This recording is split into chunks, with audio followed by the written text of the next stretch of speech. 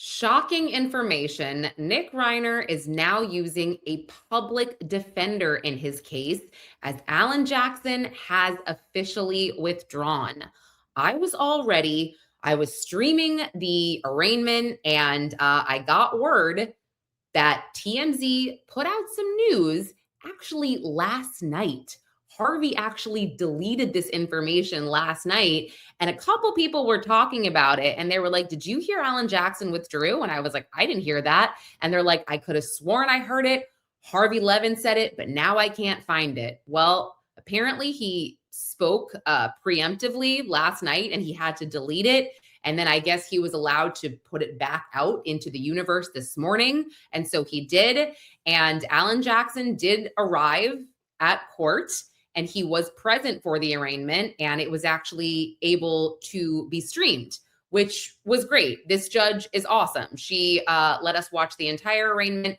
She just did not have the cameras pan to Nick Reiner. And this was based on a request by the defense.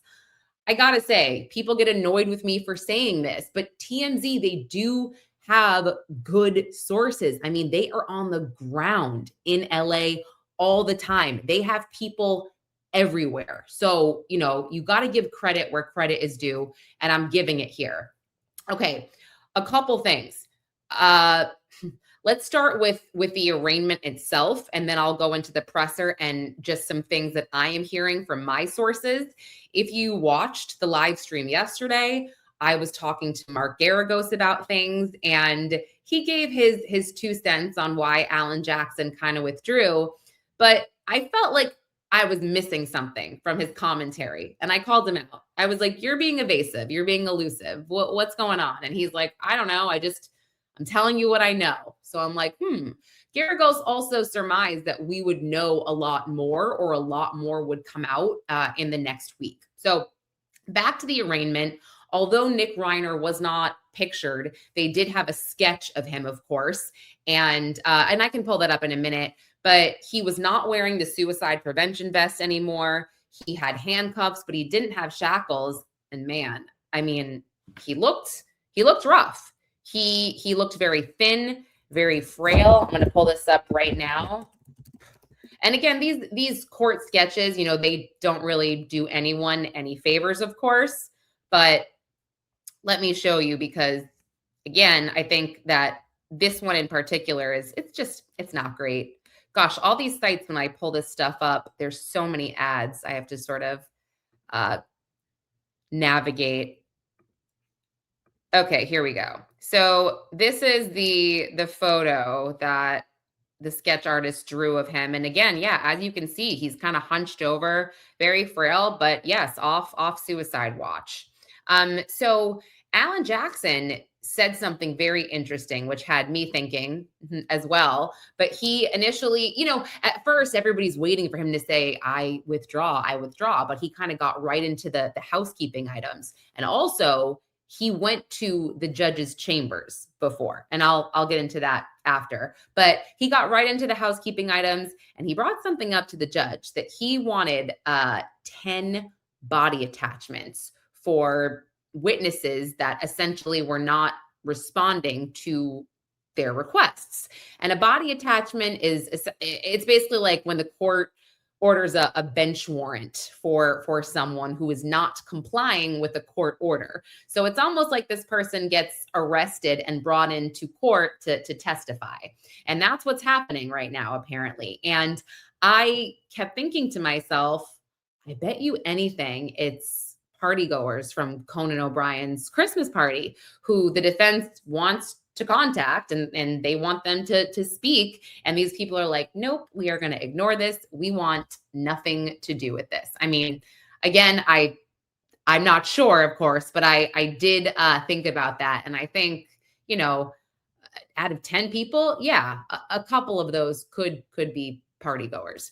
So Alan Jackson eventually did get to telling the judge that he sadly had to withdraw. He said that he had no choice. He also said that it was not up to Nick Reiner either, as in Nick Reiner also had no choice in the matter, and that kind of left things wide open here. But the public defender that he was using was ready to go in court right in front of the judge.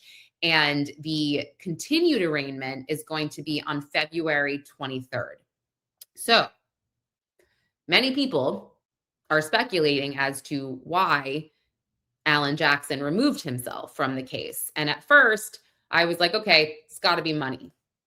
And then I kind of thought about it a little bit more. And also after speaking to Garagos, he kind of made it sort of clear to me that, as an attorney, if somebody doesn't have money in the immediate, there are other things you can do, right? You can start a payment plan. Some attorneys want to take a case, I guess, I don't know if the word is clout, but they want to take it because it's high profile. It's very good exposure.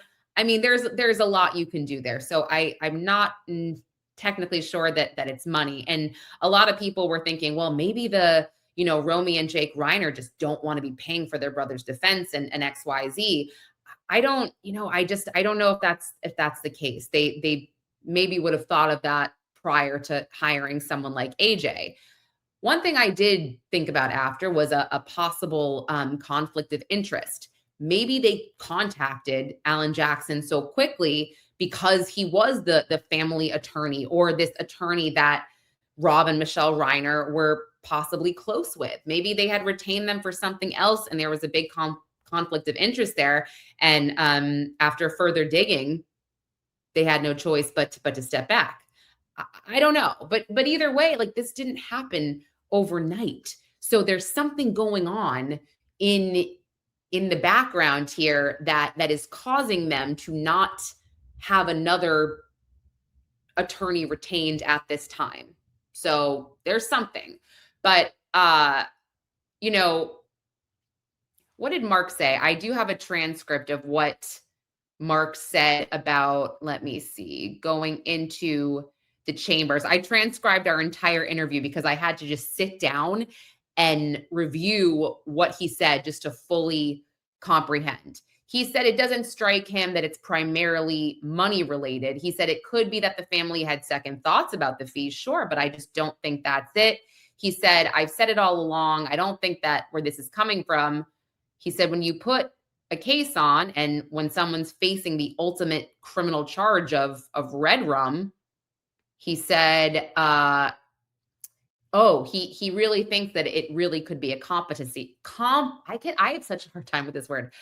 Competency issue. And he said this on the Two Angry Men podcast. He and Harvey went head to head because Mark said that it could be the competency issue where Nick is like, I don't know what I did. I have no idea how these court proceedings work. I don't remember anything. And therefore he can't stand trial. And Harvey Levin was like, no, this is not guilty by reason of insanity. And that is the plea they're going to enter.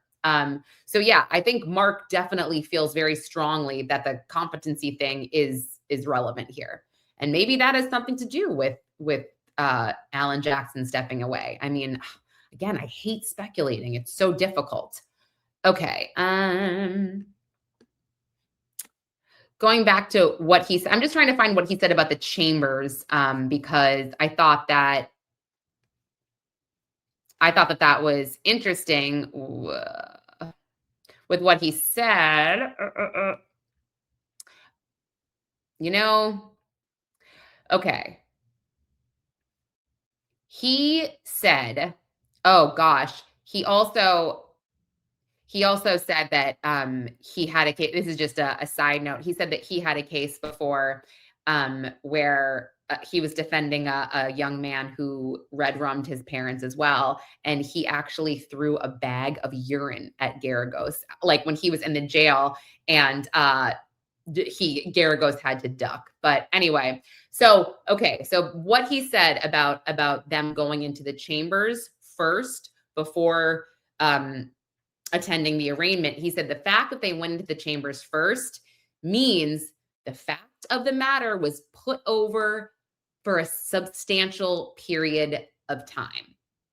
That's what he's saying. Like, that basically because they went into the chambers and he's not going to be arraigned again until February 23rd, that long period of time means that this was planned, he said, basically. And the fact that they kind of went in to discuss this beforehand, yeah, is a big deal, is a big thing. Because yeah, that's a really long time. And again, there's really no need for that unless they had this in mind. And again, it was planned. So let me pull up, I'll pull up the picture and then I'm going to show you guys the presser really quick as to what Alan Jackson had to say about withdrawing from the case. Turn it up.